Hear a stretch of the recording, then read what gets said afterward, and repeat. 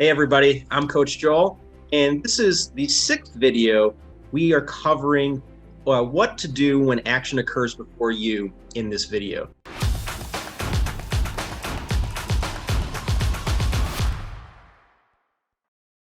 So last video, we talked extensively about the appropriate open ranges from every position at the table, and we really stressed the importance of position and how that determines how loose or tight we need to be opening from the different spots. Obviously, from early position, we are opening much tighter and we are getting looser as we go later position.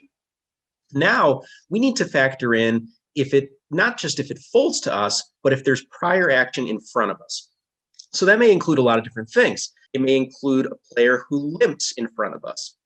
It may include whether a player has raised in front of us. There may be a raise and a re-raise before it even gets to us. So we need to consider all of these things before we decide to play the hand.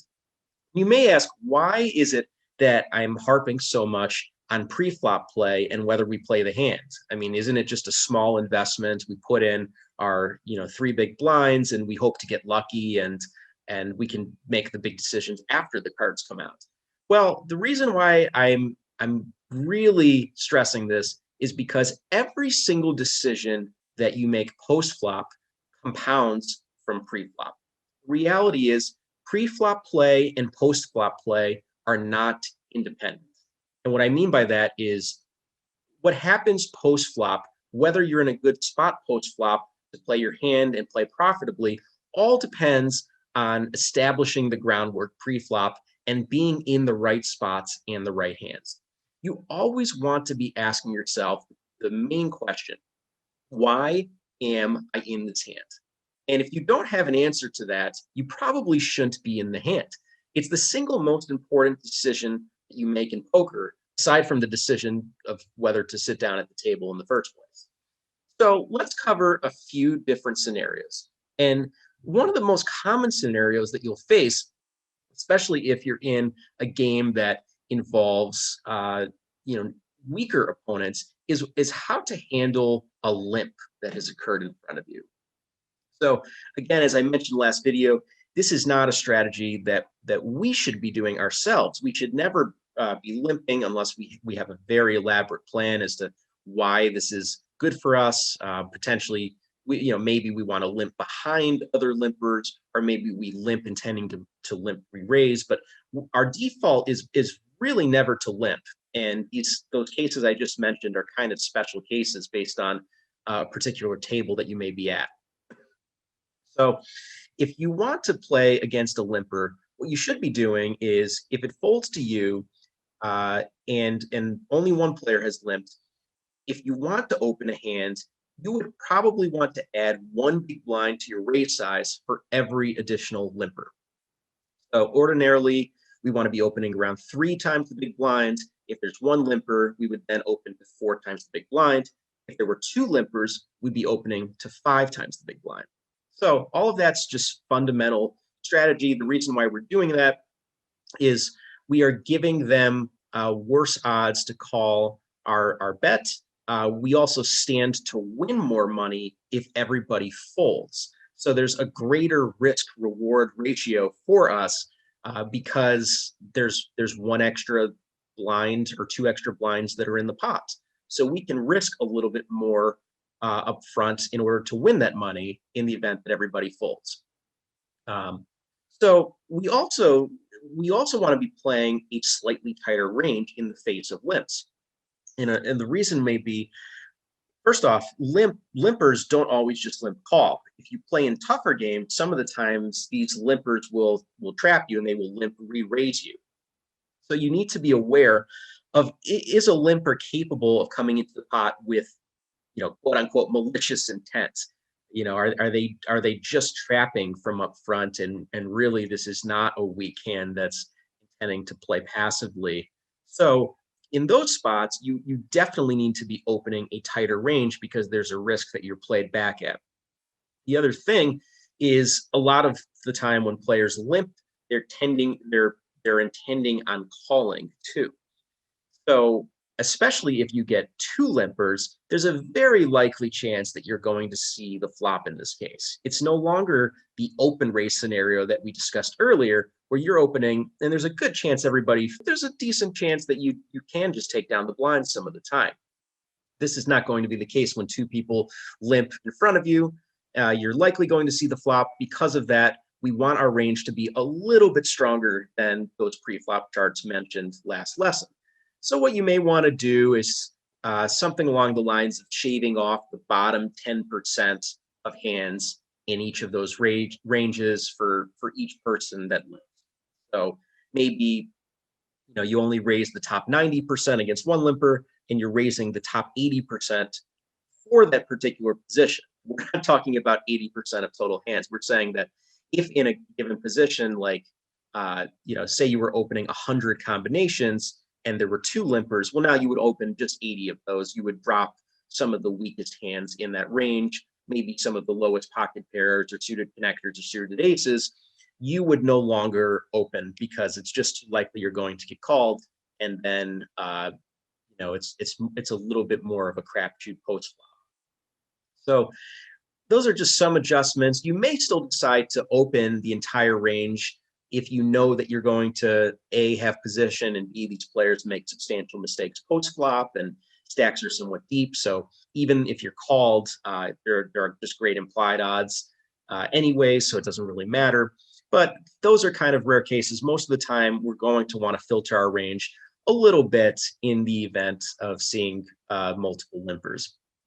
By the time we see three limpers in front of us, we really need to be opening a very, very strong range of hands. And some of our hands can now profitably limp behind, especially if we're going to have the button. If we're guaranteed position for the hand, now all of a sudden, if we have a low pocket pair, if we have a suited ace, rather than attacking three people, our hand still has value. And this is one of the very few times that I am okay with limping pre-flop, is when we're guaranteed position and open raising to a very large size probably isn't going to accomplish much with this many limpers. We're just kind of increasing our variance without much card edge. So it's better to just limp behind and try to see a cheap flop in position. So that's kind of how we handle limps. We should not be assuming generally that these players have that strong of hands, especially if they're recreational players and they're playing a lot of hands. Generally, these are going to be mediocre hands. You're going to be able to continuation bet on the flop quite a bit if you're only up against one opponent or maybe two and you have position. So you just we'll get into that a little bit more. You'll have to judge board texture and things like that. But generally, this is one of the bread and butter spots of Texas Hold'em. When you have position, you have the initiative, and you're up against one or two players, and your hands or range of hands that you could have is stronger than the ones that they have. So that's limping. Generally, if you are seeing a lot of limping, you're probably in the right game. It's probably a place where people are not playing close to a game theory optimal strategy, and you want to spend a lot of time in that game and try to profit. Then there's facing a raise, which requires a different set of skills. If we're facing a raise, we're going to have to do a lot of judging based on our own position. So if we're facing a raise from early position and we are in middle position, we really cannot get out of line too much here. We cannot be calling with a light set of hands because it's too likely that someone behind us may re-raise. And then what are we going to do? We may have to fold our hand and never even see the flop. The likelihood of seeing the flop is always a key thing that we need to be considering. And the other thing is, well, we could call the hand if we called with something marginal, but then again, we're out of position. We're in a multi-way pot.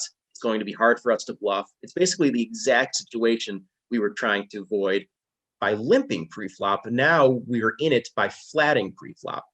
So flatting is it's not quite as bad as limping, but it's sort of like a cousin of it. We want to be limiting the hands that we're flatting with to a very strong range. A lot of people are now advocating for a strategy of simply playing 3-bet or fold post flop. And it has some merits. I wouldn't necessarily advocate for that, although I wouldn't discourage it either. You can try it out, and if you want to play that type of style, it will put you in spots where you have the range advantage more often. It'll make you hyper aware of, do I really want to play this hand, and kind of crossing that threshold of I need to three bet this hand or fold it may put you in that spot to make sound pre-flop decisions. But in my opinion, in most games that you will face, calling has its place because players do make substantial mistakes post-flop, and you want to be able to see some flops with hands that have a lot of potential and see if you can crack those hands. And we're not talking about suited trash hands. We're not talking about hyper speculative hands. We're talking about hands like pocket sixes, pocket sevens, solid hands that if they flop a set, you could potentially win an entire stack. And these are hands that we can consider calling with in middle position. We probably don't want to be flatting with worse than, say, pocket sixes or sevens in middle position, because there's still a chance that somebody comes from behind and re-raises, and then our hand's not going to perform nearly as well.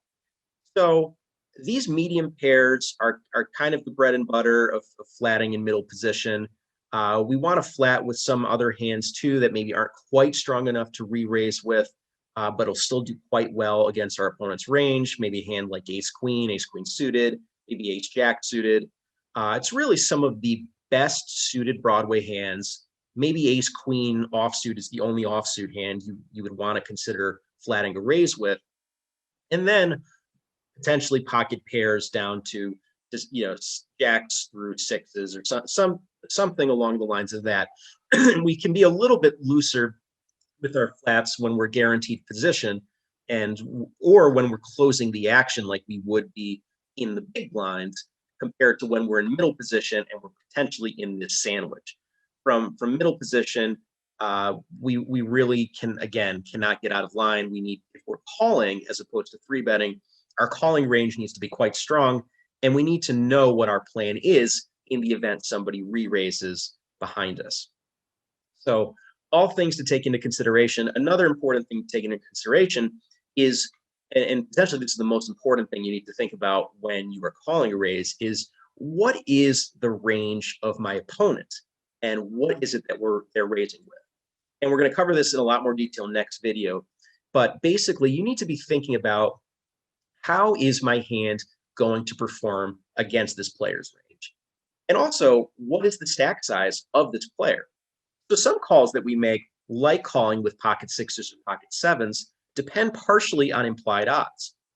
We are hoping to hit a set, and we're also hoping potentially our middle pair is good and will hold up, but a lot of the time, especially in a multi-way pot, that won't be the case. We're going to need a set in order to win the hand, and a set only comes 1 in every 8 times.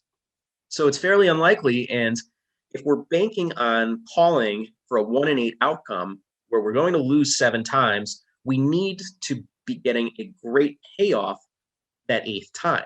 So when you're calling, you really need to make sure your opponent's stack is at least 10 times the call, the price of calling. So if they're re-raising, if they're opening for $10, you want their stack to be at least 100. And that's actually the minimum, because that assumes that your opponent is basically paying you off every single time that you hit a set. That actually won't be the case. Some of the time, they're going to have absolute error and they're just going to check and fold to you, and your set's going to go to waste. So a really conservative rule is that you want your opponent to have 15 to 20 times the stack size of their initial raise to make calling with some of these weaker pairs like deuces through sixes worth it. They don't, if it's a short stacked opponent, you don't have the right implied odds to call with these hands. And if you're not doing well against their range, you should actually be folding some of these hands. So you can see how the situation varies quite a bit. There are also times where, say, a player is extremely tight and he opens from under the gun, and you know when he does this, he only has tens or better and he has ace king. Well, now all of a sudden, if you're holding ace queen off suit, you can consider folding. You probably should fold. It's this type of thing where putting a player on a range will allow you to know, does my hand perform well or not? And should I call or should I fold? Maybe I'll even have to re-raise. We could be in the same example and say a maniac opens under the gun with 35% of hands. He's just trying to bully the table constantly. And there you are in the middle position with the same ace queen offsuit. Well, now rather than folding like you would to the tight opponent, this is a spot to re-raise and to isolate the maniac because your hand will have great equity, a great chance of winning against his wide, weak range. So these are all things to be taking into account when you are flatting or raising against an open raise. There are times where another player will raise, a second player will re-raise, and then you are in later position with a strong hand. And this is one of the most challenging spots to get right in poker. It's often a spot where you should fold all but the very best hands if your table is unless your table is very aggressive. So say hypothetically a very tight player opens from under the gun, and then a tight player re-raises him from under the gun +1. And there you are on the button with something like tens or something like ace queen offsuit or even ace king offsuit sometimes. And this is actually a spot where you can find some good folds. And the reason is already your opponents were representing substantial strength. So re-raising into those hands with a middling hand like yours is probably not going to be a good idea. Your other option is to flat call. Flat calling is also dangerous in the spot because you're not closing the action. Closing the action means that after you act, the flop is dealt. But as it plays right now, if under the gun raises, under the gun +1 re-raises, and you call, you don't know if under the gun, when it goes back to him, will come over the top of your raise. And if that happens, you're probably going to have to release your medium strength hand. So these are typically spots that you want to stay out of. You don't want to be doing a whole lot of cold calling with 3-bets. It's usually when you see players doing this, it tends to be a recreational player or somebody who's just not playing a very disciplined strategy. They're not thinking ahead to the next step of what happens if the initial raiser re-raises.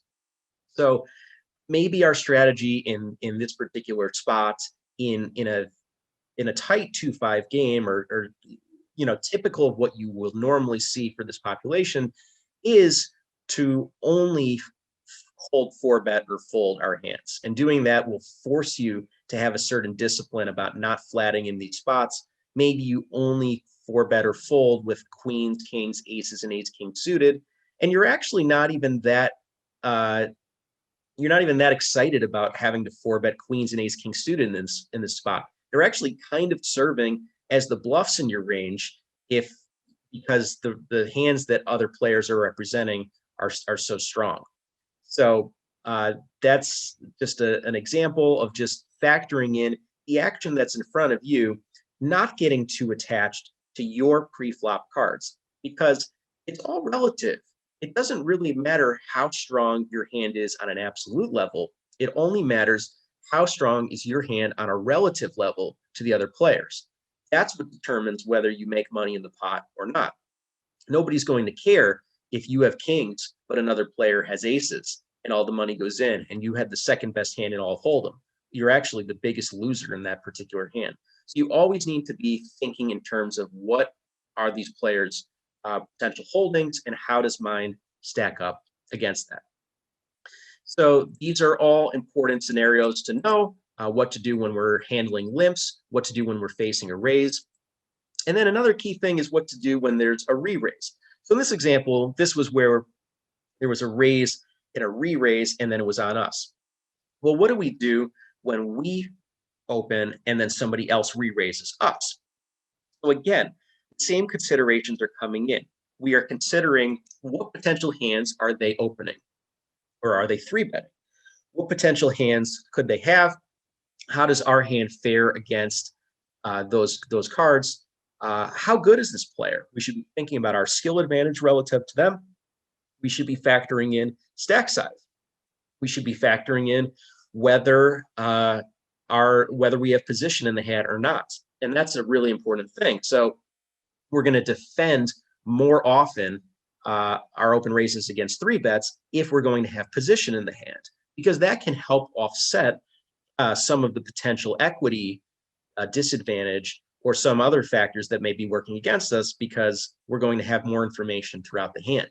So typically, a good rule of thumb is to defend around 50% of your opens against the three bets. But again, it matters what size of the three bet is. So you need to be thinking about if the re-raiser is risking $60 in order to win $20. Well, if we fold more than 3/4 of the time, they are auto profiting with blank cards. And again, that means that they win 3/20s, and then say we call the fourth time, and they could never win that fourth time. They basically broke even against us just by playing blank cards. They didn't even need equity or a chance to win that fourth time that we did call them, because the 3/20s that they made offset the 60 that we are now taking from them in the event that they had blank cards. Obviously, our opponent does not have blank cards. He has a decent chance of winning, even if he's an underdog.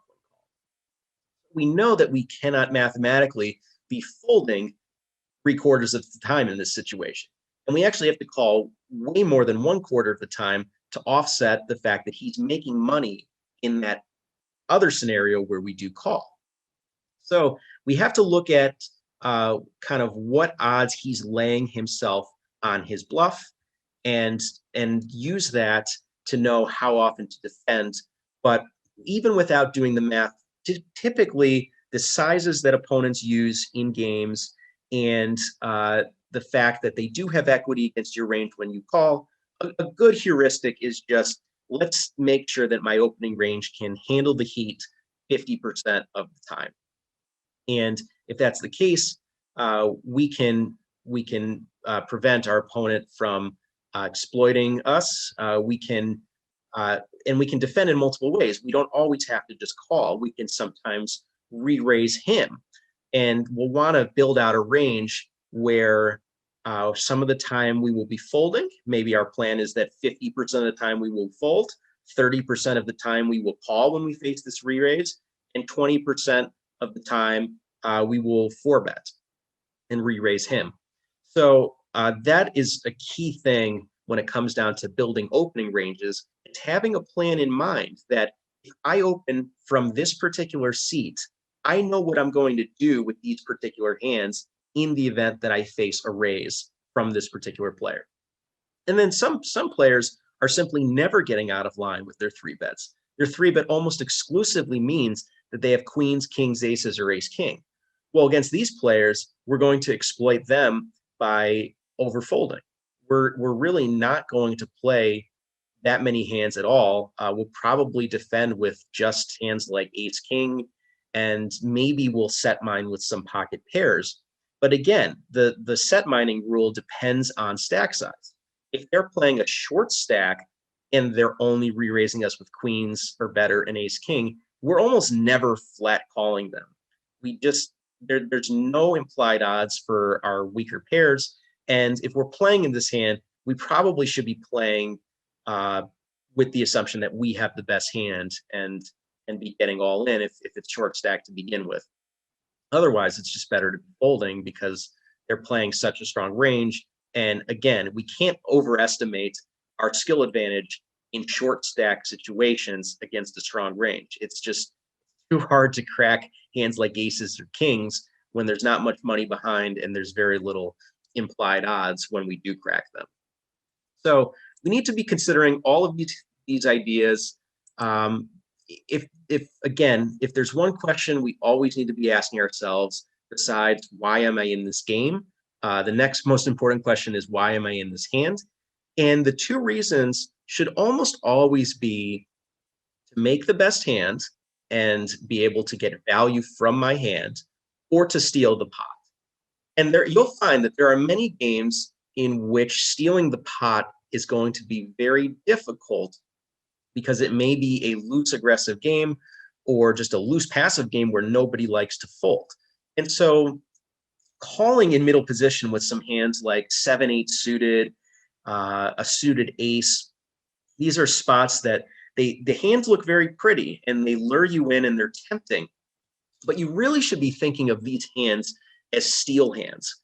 And they are great hands because they can sometimes flop a big hand, but a lot of the time what they do is they allow you to semi-bluff. They flop some piece of the board like a straight draw or a flush draw, and it allows you to play your hand aggressively and sometimes win the pot without having a made hand. That's all well and good.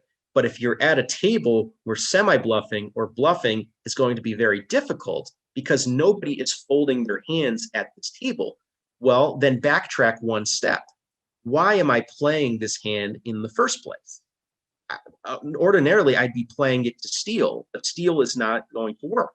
So at this type of table, we need to be playing a very value-heavy strategy and only calling with hands that are going to perform well post-flop and have a good chance to make the best hand. On the other hand, if we're at a very tight table and players are folding to any sort of pressure they face, they're routinely releasing top pair to any raise, well, then it argues more for being in the hand with some of these steal type hands because you're going to be able to have your way more post. You really need to assess what type of table am I at and what is my goal for this hand? Do I have implied odds to make a big hand because stacks are deep? Am I able to steal because players are tight?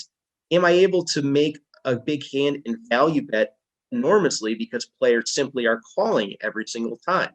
So you always want to be thinking about these factors. It's the most important thing to planning out your hand.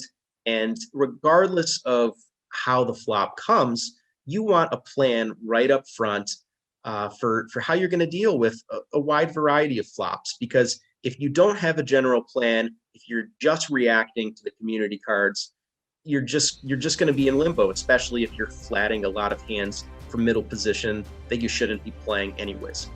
One final rule to leave you with: in general, if you're not sure whether to play a hand, it's almost never a mistake to just fold pre-flop. If you have one of these marginal hands to begin with, you probably don't have much of an equity advantage. Even if you do have an equity advantage, it's probably only worth a few dollars. And if you're not comfortable playing the hand anyways, just leave it alone and fold it. There will be next hands, you'll have better opportunities, and there'll be more spots where you're more confident pre-flop, where you can devise one of these better plans that we just talked about to either value bet or steal the pot.